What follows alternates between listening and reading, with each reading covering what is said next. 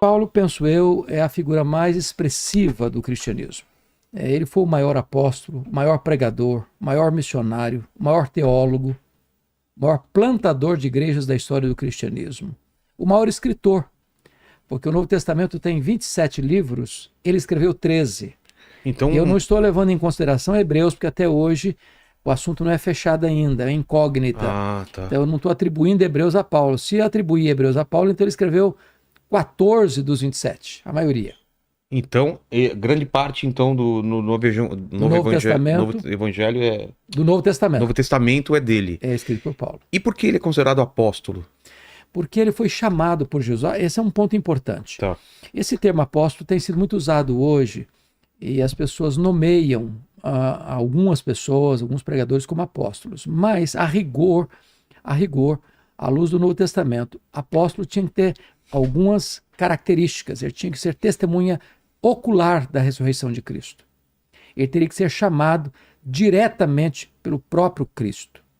Paulo não conviveu com Jesus. Então, Paulo não conviveu com Jesus. É muito importante entender isso, porque Paulo nasceu em Tarso da Cilícia, ele era um cidadão romano. Paulo de Tarso. Paulo de Tarso. E ele foi enviado pelo seu pai para Jerusalém, onde morava sua irmã, onde ele foi estudar aos pés de Gamaliel, que era um dos grandes rabinos da época. A Bíblia chega a dizer que ele tornou-se dentre os seus pares uma pessoa de destaque, pelo seu zelo religioso, pela capacidade que ele tinha como um homem poliglota, como um homem de uma cultura enciclopédica. E ele foi preparado para ser o grande líder do judaísmo. O grande problema é que enquanto Paulo se preparava em Jerusalém, um outro rabino crescia também em Israel.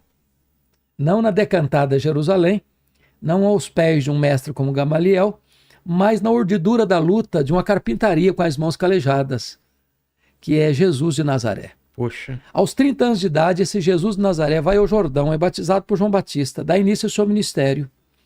E ele ensina, diferentemente dos escribas. E para o pessoal ter uma ideia, tudo que a gente sabe sobre Jesus, tudo que aconteceu, as maravilhas, foram 3 anos só. 3 para anos ver a só. intensidade do que ele aconteceu, fez, que está ressoando até hoje, né? E é o que acontece? Quando Jesus ensina, não como os escribas, mas ensina como quem tem autoridade, os cegos viam, os surdos ouviam, os mudos falavam, os coxos andavam, os mortos ressuscitavam, ele incomodou o sistema religioso, controlado pelo Sinédrio, porque o Sinédrio era formado de 2 grupos básicos, fariseus e saduceus.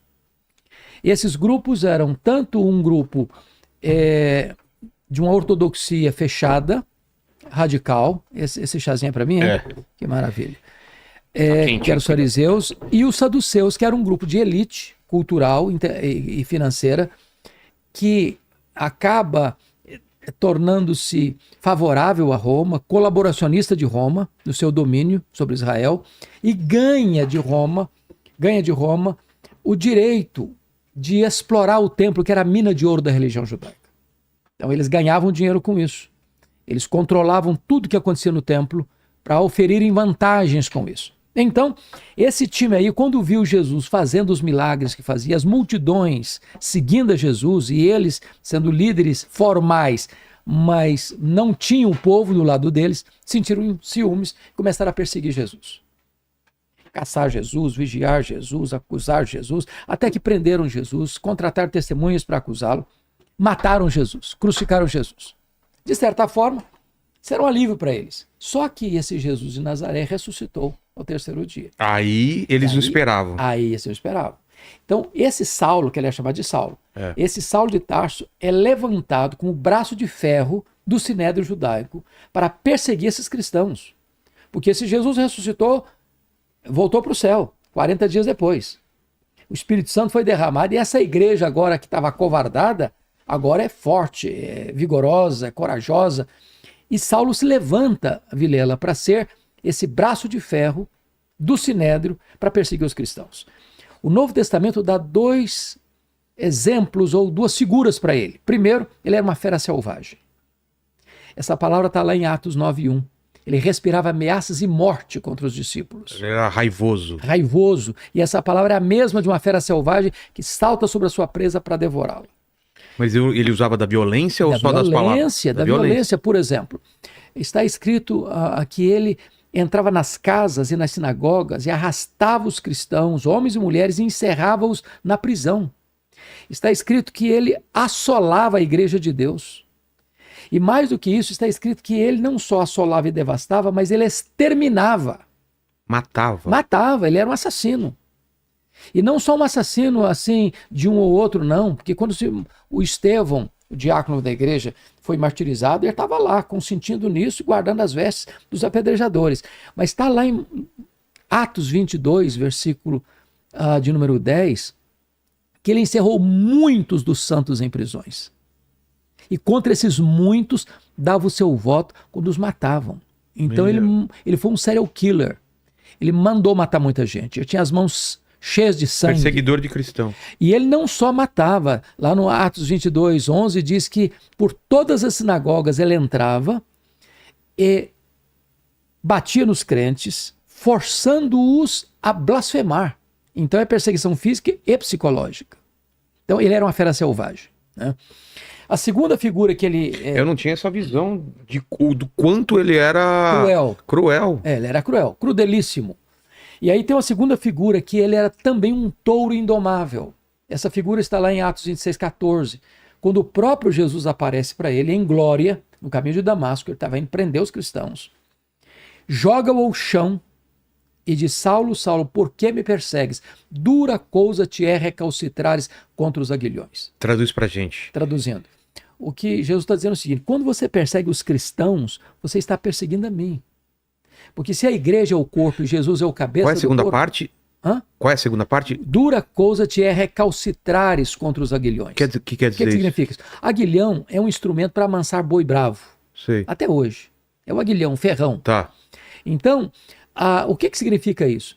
Significa que o Espírito Santo começou a trabalhar em Saulo não só ali, no dia da conversão dele, mas toda vez que ele entrava numa casa ou numa sinagoga e prendia um crente, batia num crente e forçava esse crente a blasfemar, e esse crente preferia morrer do que blasfemar, era o Espírito Santo picando a consciência dele, ferroando esse touro bravo. Só que esse touro bravo não quer ser amansado. De repente, o domador de touro bravos brada desde as alturas, joga-o ao chão e diz: Saulo, Saulo, por que me persegues? Dura coisa te é recalcitrares contra os aguilhões. Ele caiu já transformado, já convertido.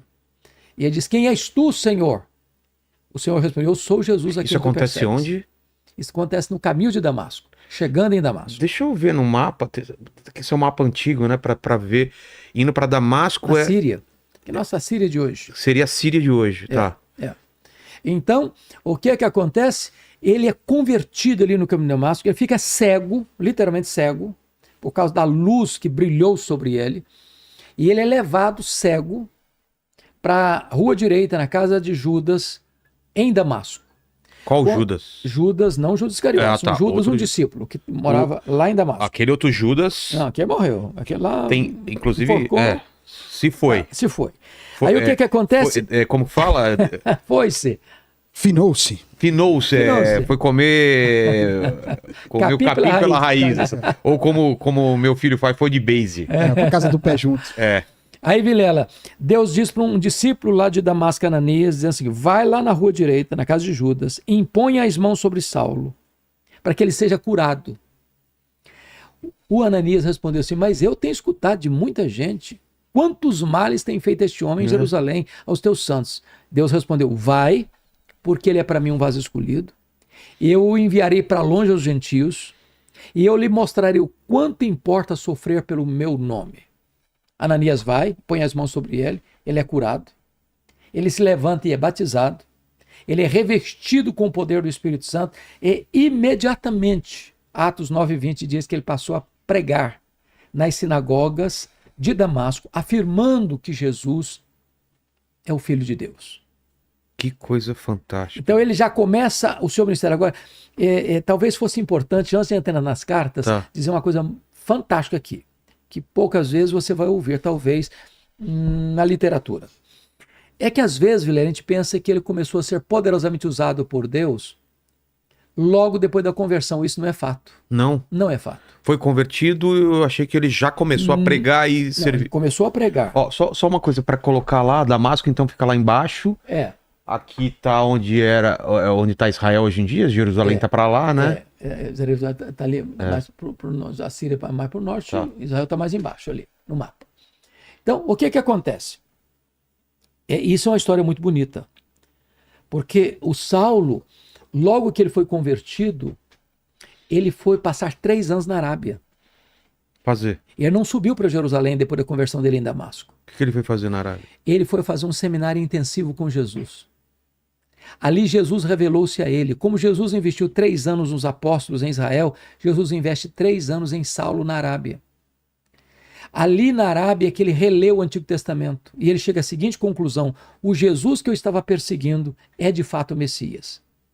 Convencido desta verdade, diz Gálatas 1,18, que ele retorna outra vez para Damasco, e agora diz Atos 9,22 assim: Saulo mais e mais se fortalecia, confundindo os judeus, demonstrando que Jesus é o Cristo. Há uma diferença entre afirmar que Jesus é o Filho de Deus e demonstrar que Jesus é o Cristo. Demonstrar é provar uma tese detalhada, meticulosa e exaustivamente. A pergunta é, onde ele aprendeu isso? Os 3 anos na Arábia. Com quem? Com Jesus. Só com Jesus. Revelou-se a ele e ele foi reler o Antigo Testamento. Ele não tinha uma outra pessoa que seria Não tinha outra pessoa como aprendeu as doutrinas do judaísmo aos pés de Gamaliel. Jesus se revelou a ele. Então, o conteúdo doutrinário que Paulo vai passar nas suas cartas, ele as recebeu por revelação direta do próprio Senhor Jesus. Agora, quando ele chega em Damasco de novo, Vilela, e provando que Jesus é o Cristo, eles quiseram matá-lo. Os judeus quiseram matá-lo. Ele teve que fugir de noite. Com alegação de traição? Com a alegação de que ele está traindo a religião judaica. Ele, que era um ícone do judaísmo, agora pregando que este Jesus é o Messias, é o Filho de Deus. E aí ele vai subir para Jerusalém. E quando ele sobe para Jerusalém... Fugindo ou não? Ele vai para encontrar os apóstolos. Mas aqui eu queria levantar uma tese, Vilela, que é fascinante. Me permita dizer isso a você. Quando ele vai para Jerusalém, ele vai... Porque a tese é que ele não foi usado poderosamente por Deus logo no começo. Então, quando ele sobe para Jerusalém, ele sobe com a seguinte intenção. Mas o pessoal perseguia ele por quê? Porque ele já falava de Jesus, o pessoal via a conversão dele. Ele viu a conversão dele, ele provava que Jesus era o Messias. Os judeus de Damasco que estão perseguindo. Todo mundo sabia. Todo mundo sabia. Agora ele está saindo de Damasco, subindo para Jerusalém. Certo.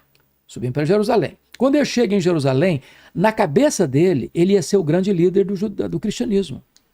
Por 2 razões. Primeiro, porque os apóstolos de Jesus eram galileus. O que é Galiléia? Galiléia é o norte de Israel.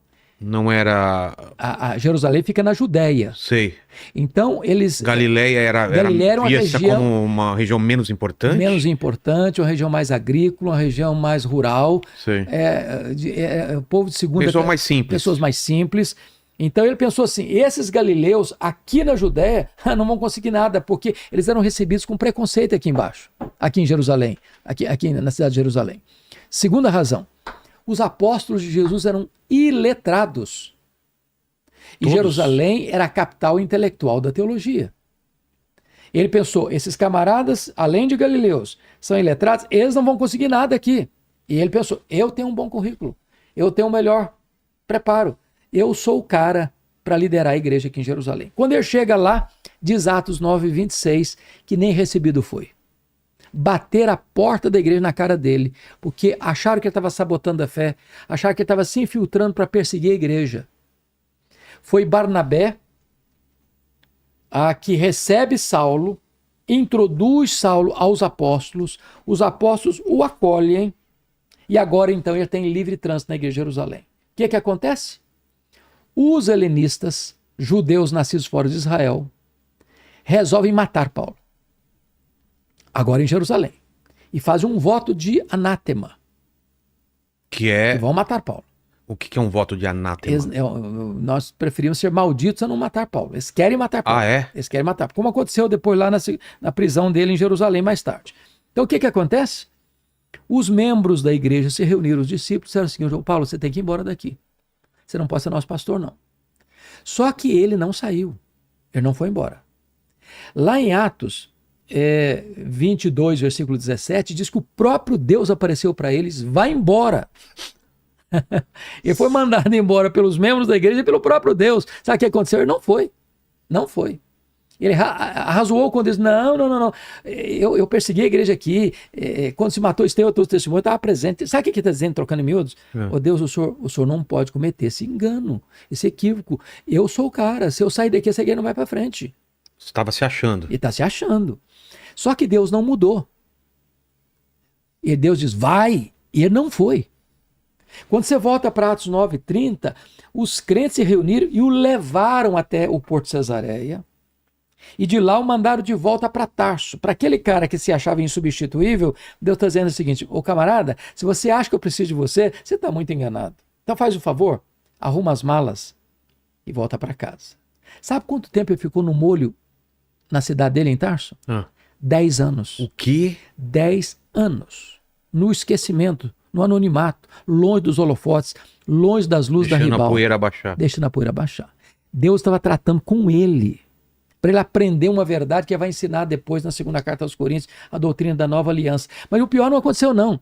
Atos 9:31 diz que no dia que ele arrumou as malas e foi embora da igreja de Jerusalém, a igreja passou a ter paz e passou a crescer. E por quê?